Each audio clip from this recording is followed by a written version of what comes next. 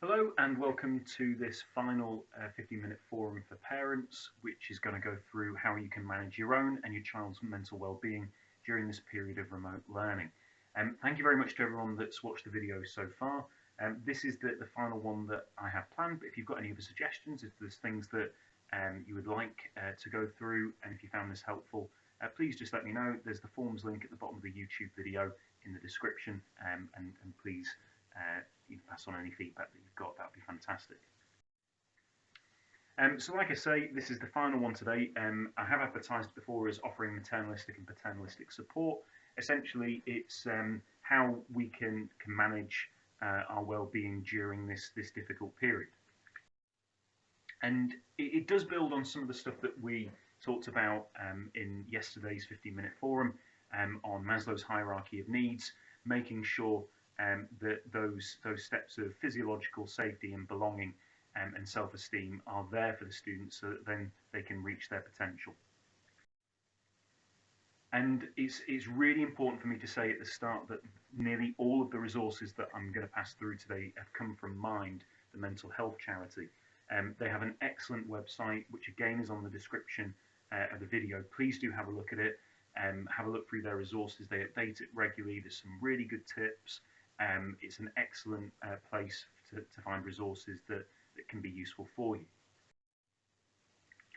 And importantly as well, this talk is not just designed for the students. Hopefully I'm not being patronising or condescending in what I'm passing on, but hopefully all the resources are applicable to not just students at secondary school level, but people of all ages. And it's important that you manage your own well-being during this period. You know, in terms of the jobs that you're having to do, you're taking on an entire new role as teacher at home and motivator in chief during the school days, and that is going to take a toll.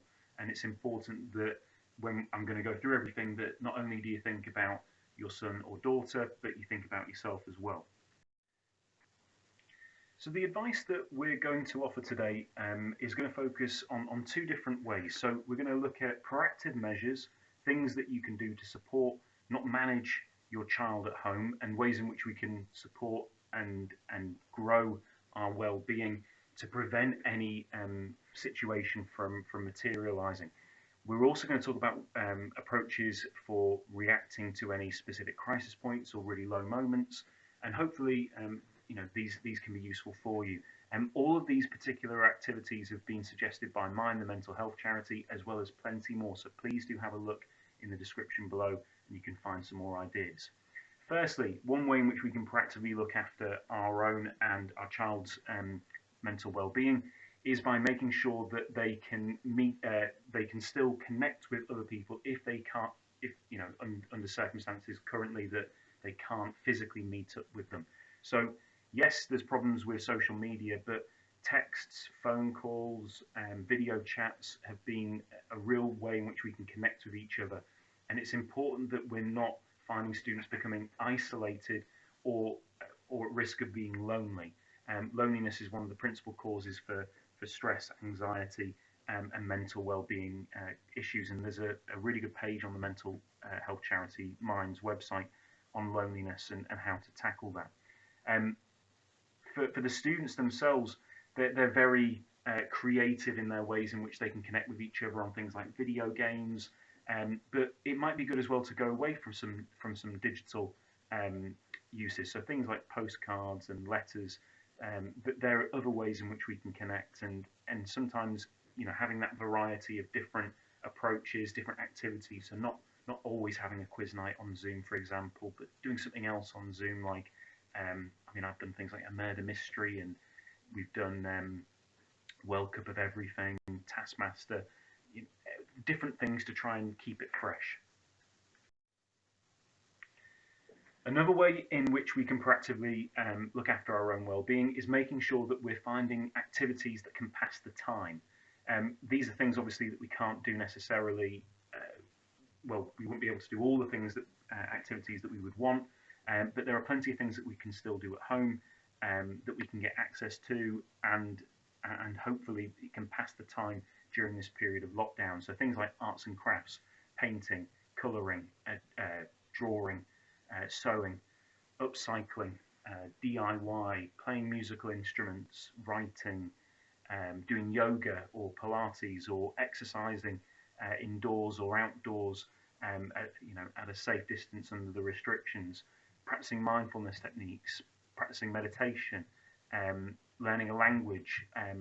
There's so many different things that can be done, and it's good as well to have variety. So not just sticking to one thing, but trying to do a number of different activities that can help. We are creatures of habit, and routine is a way in which we can we have structure in the day, and when routine goes, that's sometimes where we see real mental health dips. So if you are at home as well with your child, then what you could do is you could make sure that you have a structured day, not just for the school day, but after as well, and structured things during the week. So in our household, we have Thursday nights, which are takeaway nights, Friday nights, which are Zoom nights, and then we try and have structured things that we do on each particular day. Structure in the morning, structure on an evening, structure during the working days. And again, that will help pass the time, and it will mean as well that there's less time to think about or get swallowed up in your own thoughts. I've mentioned this in a previous talk about taking care of your physical health, and I really talked about sleep in that particular part. Sleep is a crucial component of looking after your own physical health, but it's important as well that even indoors, we're thinking of ways in which we can make sure that we're staying fit and healthy. Things like eating regularly, staying hydrated, thinking about your diet, talking about what you're eating, making that something that can be fun and you can connect and you can talk about, but also how you can encourage your son or daughter to do exercise during the day and at night. If we become sluggish, then we're going to be less likely to be in a strong frame of mind, have a good sense of self-esteem. So we are allowed under current restrictions to go out and do exercise. It's really important that we do that. And likewise, there's things that we can still do inside as well. So things like, again, these are from Mind, the mental health charity, cleaning your home, dancing to music, going up and down the stairs, seated exercises, online exercise workouts, things like Joe Wicks, for example, sitting less, moving around. So when there is a movement period for students, what are they doing? Are they just waiting for the next lesson, or are they standing up, doing a bit of a loop? Turning it into competitions is always helpful as well, particularly with younger students. Another thing to think about is how much we look at the news, and how much information we get from social media. There are plenty of trusted websites and trusted, reliable sources of information. It's important that they're the sources of information rather than going down the rumour mill and getting worried about things that aren't necessarily confirmed at this particular point. News stories can make people particularly anxious or confused at the moment. So think about limiting or switching off what you're taking in during a day. So again, if I give an example at home, we watch the news at 6. We tend to watch the news at 6. We'll talk about it then, and then it's off the table. We can't talk about COVID anymore, just so that we can then start relaxing and we have an allotted time to think about it, but we don't have anything else any other time to think about it. So the things I've just talked about are proactive measures that you can take and your child can take to make sure that they are staying on top of their mental well-being, to make sure that they're not going in a real low moment. But as you will know, and everyone's had this during this past, I think it's 10 months now, there will be really low moments. That's absolutely natural.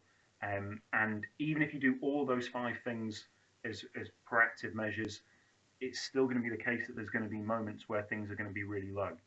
So the following points are reactive measures. So it's important to know that when we're feeling stressed or anxious, these are very natural thoughts. So stress is an external reaction to a situation. You can feel stressed about anything at all, but the feelings of stress usually disappear once these situations are resolved.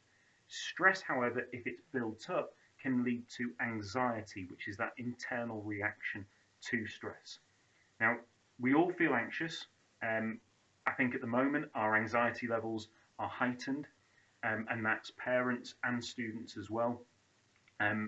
It's therefore important that we recognise when it's becoming a problem. So when we are having these feelings, that we're being open and honest, and we're saying, right, I'm feeling anxious right now, or I'm feeling as though I can't cope with this particular feelings of stress. So what we need to do is we need to think about what anxiety and stress can appear like, and then how do we react to them. So anxiety is a perfectly natural response, but if it continues, and if it's not tackled, and if it's not reacted to, it can lead to things like a panic attack, and it can lead to really low thoughts. It can lead to things like negative spirals. So we must make sure that we recognise and manage our anxiety. It might be the case as well that we see somebody who we think is in one of those moments. So these activities, these reactive measures, can be used by yourself, and they can be used when you think that other people are having these particular thoughts. So if you're looking for people who might be having these thoughts, like your son or daughter, these are the kind of things to look out for. So it might be that they don't want to talk about it. It might be that they've been open and have said, here's exactly how I'm feeling. But it might be just a sense that you get. So it might be restlessness, feeling of dread, feeling of being on edge, difficulty concentrating, difficulty sleeping, being irritable. Those are ways in which anxiety can manifest itself in how people think and behave. But they can also have physical reactions too, feeling dizzy, feeling nauseous, heart palpitations, sweating, shortness of breath, headaches, dry mouth. So it might be the case that people are having a lot of headaches at the moment, and a lot of people are saying it's because of the amount of screen time that I'm looking at. That's obviously one of the reasons, and there's ways in which we can manage that by changing the brightness settings on screens. But I would imagine that a lot of people are having headaches right now because they're feeling anxious, they're worried. And that's a physical reaction to anxiety. So a way in which this can be remedied is by approaching those sorts of thoughts and feelings with mindfulness techniques. So mindfulness has been proven to reduce the symptoms of anxiety. It's been called pseudosciences, it's been called plenty of different things, but these are techniques that there's plenty of scientific studies that suggest that they reduce the symptoms of anxiety. The crucial word there is reduce. This is to help out with the feeling of being anxious. It doesn't necessarily work in all mental health cases, and certainly doesn't work necessarily for quite severe mental health cases. It works by teaching the brain to stay in the present instead of worrying about the past or the future. So mindfulness is designed to focus and improve on concentration. It's about watching your thoughts and your feelings, and hanging on and making sure that they're not being hung on to for too long. So when you hang on to thoughts, they can become bigger than they should be, and that can then cause that stress to manifest itself in forms of anxiety. So what techniques can be used? Well, there's a number of different ones. We have them as posters in the sixth form centre, and I've put a few of them on the board. You can type in mindfulness and relaxation techniques, and the crucial thing to stress is that different things will work for different people. There's one which is called the chocolate square technique, and that works for certain people, doesn't work for me. For me, the thing that always works is just writing down and listing what are the things that are most on my mind at that particular point, and then going through them as a tick list. But the things on there are really useful. I particularly like the one on the left. So it's how has your day been on a scale of 1 to 10, with 1 being the worst and 10 being the best. You have to weigh up the parts of what the day's been like, and no day is ever a 1. No day is the absolute worst, and that's called scaling. It's putting things into perspective. Now, the other thing to say as well is that with feelings like this, it is important that we don't necessarily just self-manage, but we also reach out and we share with others. Having a conversation, having a cry, talking about your worries, that in itself will be a weight that's lifted because it's a problem then that becomes shared. So if I'm feeling particularly upset or angry about something, I will vent. That's natural and that should be encouraged. And who you share with can be a number of different people. It can be multiple people. It could be with a peer. It could be with parents. It could be with school. It could be with support agencies. I've put a few things on the screen there. That's something that we have again in the Sixth Form Centre. But there are so many different organisations that can be contacted. So on the screen now are some very specific websites relating to certain things that might be causing anxiety at this particular stage. And on the screen as well are a number of different phone lines that can be used and can be contacted. All of that information, by the way, is being given by Unifrog, which again, as well as being a careers website, has so many good resources on mental well-being as well. And remember, as I've said at the end of each of these particular talks, if you are unsure, if you are struggling, if you think you've tried everything that you possibly can, ask for help. That's the reason that we're here. And during this pandemic, it's been clear that schools have, are not just exam factories and educational outputs. They are community centres, and we're here for parents and students. So if things are getting too much, it's really important that you let us know. And also, we are here to talk through problems and try and suggest solutions as well. Thanks very much for watching this video. I'm sorry that it's lasted a little bit longer than the 15 minutes. Hopefully you found it useful.